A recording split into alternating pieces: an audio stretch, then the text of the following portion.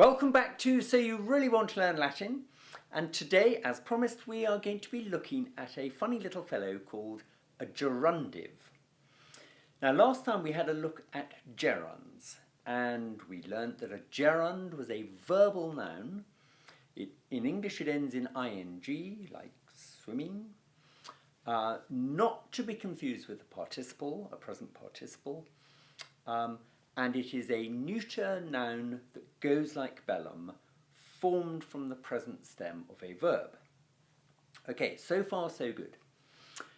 However, as always, there's a little spanner to chuck into the works, and the spanner in this case is that as well as a gerund floating around in our Latin grammars, we also have this little fellow called a gerundive, and it looks frighteningly similar.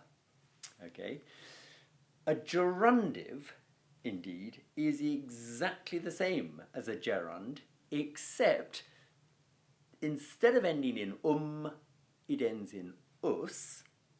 Okay, like a mandus or monendus or regendus, and it's not a noun going like bellum, it is an adjective going like bonus. Okay. Now, what is it and what is it for? Well, it's a verbal adjective, okay, and it has the meaning, a little bit peculiar to get your head around because you don't often kind of use these words in this sort of order really, but it has the meaning of to be loved, to be warned, to be ruled, to be heard, in the sort of sense of ought to be loved, warned, ruled, and heard. Okay? Very much not the same as a present infinitive passive. You know, amari means to be loved.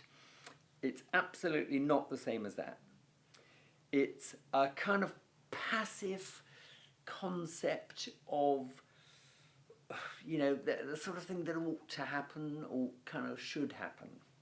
Okay, now I don't want to say too much about that meaning of a gerundive right now, because in a moment we're going to go on and look at a very, very common use of the gerundive, which is called the gerundive of obligation. But just for now, translate a gerundive as to be loved, to be warned, to be ruled, to be heard, and you won't go too far wrong.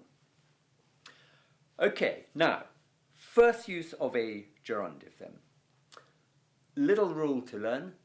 Gerunds, the little chaps we learned last time, gerunds do not like to govern a direct object. Okay, it's just something they don't like doing. Now, gerunds, as you know, have this meaning of warning, ruling, loving, that kind of thing. And we had little sentences like for the sake of ruling, or he came to Rome for the sake of singing. Okay, that kind of thing. But if there was a direct object that you wanted to put after that gerund, so for example, he came to Rome for the sake of singing songs, okay? Now that word songs would have been the direct object coming after the gerund singing.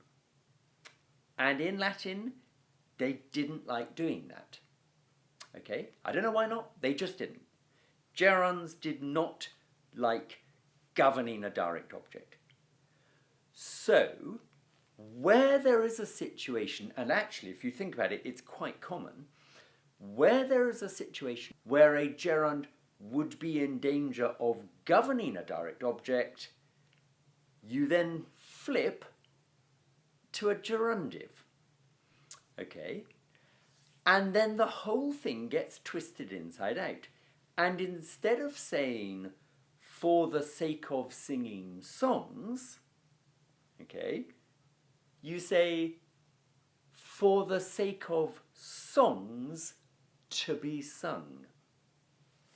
Okay, so for the sake of singing songs would be Kausar, for the sake of,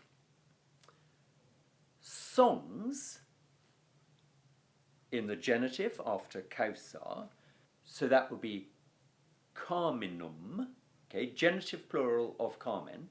So Kausar carminum of songs, and then you use a gerundive to be sung. Okay, canto, I sing.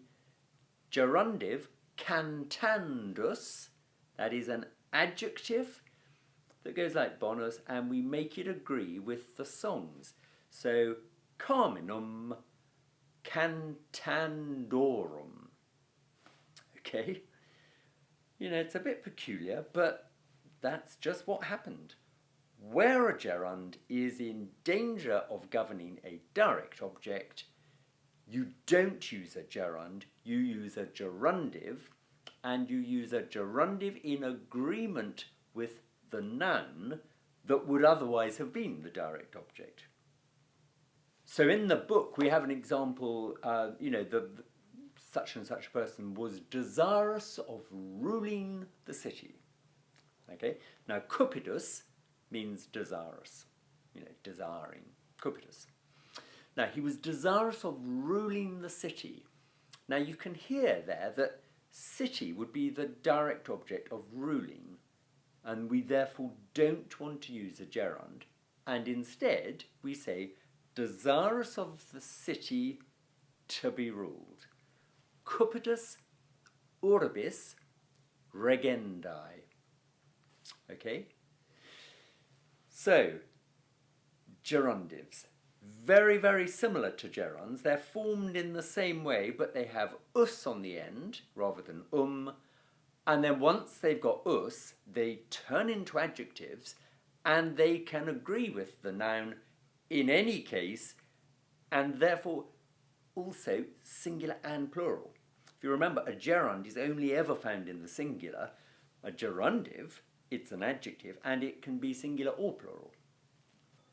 And just to really knock you at this stage, when I say that a gerund doesn't like to govern a direct object, it's true, it doesn't. But there's one thing the Latin language liked even less than that, and that was what we call the jingly-jangly effect, that you can often get in the genitive plural, when you get a kind of aurum aurum or an arum arum kind of noise. So, for example, if you wanted to say, he came to Rome for the sake of teaching the pupils, okay, now doc eo, I teach, it looks like it wants a direct object to be the pupils. Latin says don't like that, flip to the gerundive. You go to the gerundive, and this, by the way, is called the Gerundive Construction, and you say, for the sake of the pupils, discipulorum, and then you want to say to be taught, and you would end up with docendorum, discipulorum docendorum, or if teaching the boys, puerorum docendorum. Doesn't like that, the jingly-jangly effect. And therefore, where a jingly-jangly effect would happen, it bounces back to using the gerund and says, for the sake of teaching, docendi, discipulos, or pueros. Okay? So, there we go. That is the gerundive construction. It's used to prevent a situation arising where a gerund would govern a direct object, and it is always used to prevent that happening unless a jingly-jangly effect would arise, in which case it sort of covers its blushes and says, oh look, don't worry, we'll go back to using a gerund with a direct object. Okay, now I think, gerunds and gerundives, people make a lot of fuss about these things. They spend months trying to learn them. So I'm just going to leave it there. I'm not going to move on and look at the other use of a gerundive just now. And, I want you to be absolutely settled with that use, which is called the gerundive construction. Okay. Little bit of practice. In the book, we are in chapter 9 now, as I hope you know. I'll give you a couple of examples of these gerundive constructions. So, for example, you might have duas legiones in proelium misit ad hostes superandos. Okay? Duas legiones in proelium misit. He sent 2 legions into battle, okay, ad hostes superandos. Now, ad plus the gerund, you may remember, was a good use of, for the purpose of doing something. We're trying to say for the purpose of overcoming the enemy, and we can't use a gerund in that situation, ad superandum, because there's a direct object coming after the supero bit. So we flip it and use a gerundive construction, and we say ad hostes, okay, for the enemy, to the enemy, towards the enemy, and then we use a gerundive in agreement with the enemy, superandos, to be overcome. Okay, so he sent 2 legions into battle to overcome the enemy, or more kind of literally, for the sake of the enemy to be overcome. Okay, and I'll do another one. Nulla spes civibus data est, divitias dividendi. Okay, now, this is an interesting one. Nulla spes civibus data est.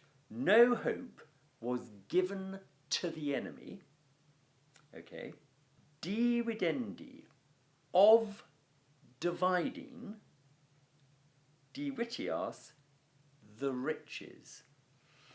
Now, what you've got there is a gerund, dividendi, of dividing, and it is governing the direct object, divitias, riches. And the reason that we've used the gerund there, even though it is governing a direct object, is because otherwise you would have ended up with divitiarum dividendarum, okay, which would have been jingly-jangly, okay. So just get your heads around these things. As I say, I'm going to stop there, and next time we will do another lesson on the gerundive, this time on the gerundive of obligation, okay, which is a whole kind of topic in itself, really. So I just wanted to introduce you to these little fellas, gerundives, verbal adjectives, go like bonus, formed in exactly the same way as gerunds, except that they've got us, not They agree with the noun, and at this point, they are used to prevent a gerund governing a direct object. And they are used in that situation unless it would give you a jingly-jangly effect, which they didn't like. Okay? Right, hope that made sense. Next time, gerundive of obligation and lots more practice. Okay? See you back here very soon.